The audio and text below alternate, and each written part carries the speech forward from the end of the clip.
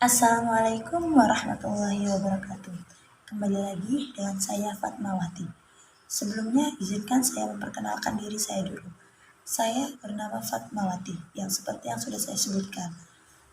Dan NIM saya yaitu 20862060102. Prodi saya prodi PGSD 4C.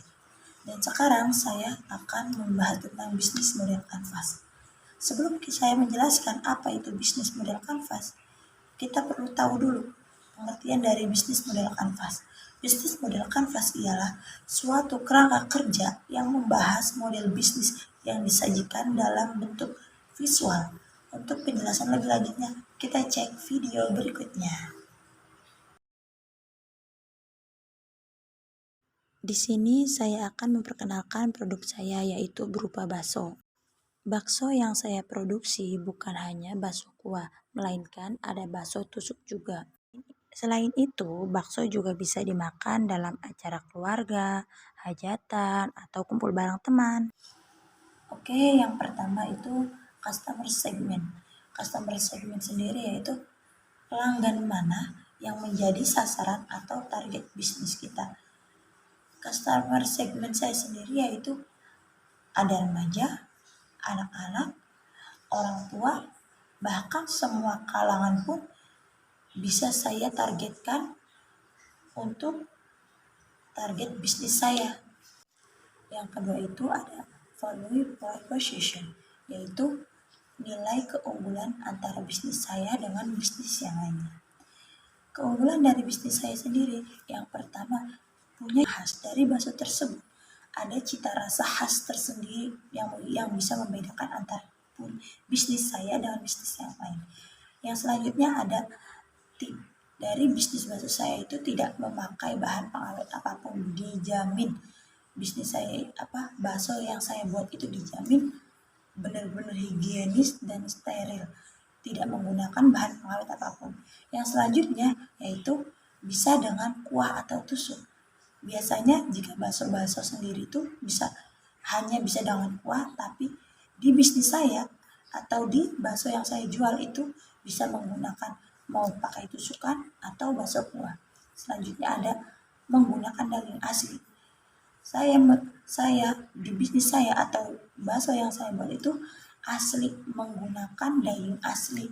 Dan yang terakhir yaitu harganya terjangkau. Harganya lebih murah dibandingkan produk bakso yang lain, yaitu dengan kisaran harga 5.000 sampai 10.000. Selanjutnya yaitu ada channel. Channel sendiri yaitu bagaimana saya menyampaikan atau mempromosikan produk saya kepada konsumen. Di antaranya yaitu saya ada melalui offline. Offline sendiri saya menggunakan lapak di dekat rumah saya. Dan yang kedua yaitu ada online.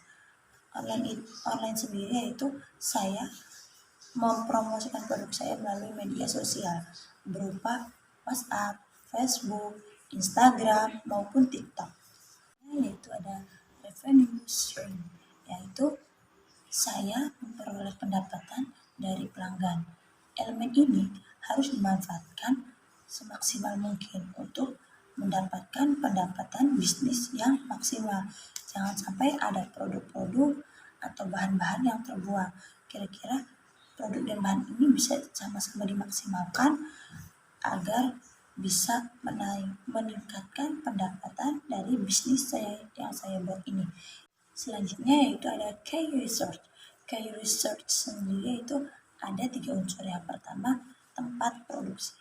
Nah, tempat produksi ini yaitu tempat di mana saya menjalankan bisnis tersebut atau di mana tempat saya membuat atau memproduksi dari bakso tersebut.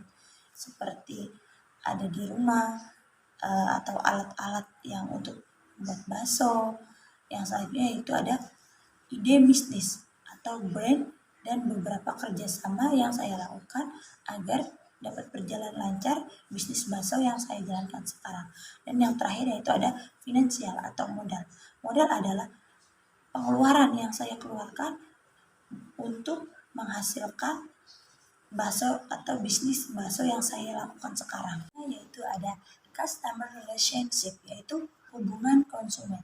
Nah, dalam hubungan konsumen ini saya itu meningkatkan. Yang pertama yang selalu saya jaga itu kualitas rasa dari bakso saya atau produk bakso saya.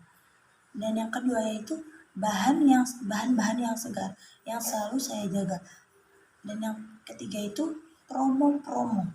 Dan yang terakhir yaitu inovasi-inovasi yang saya buat agar konsumen tertarik dan hubungan antara saya, pembuat bisnis, dan konsumen selalu lancar.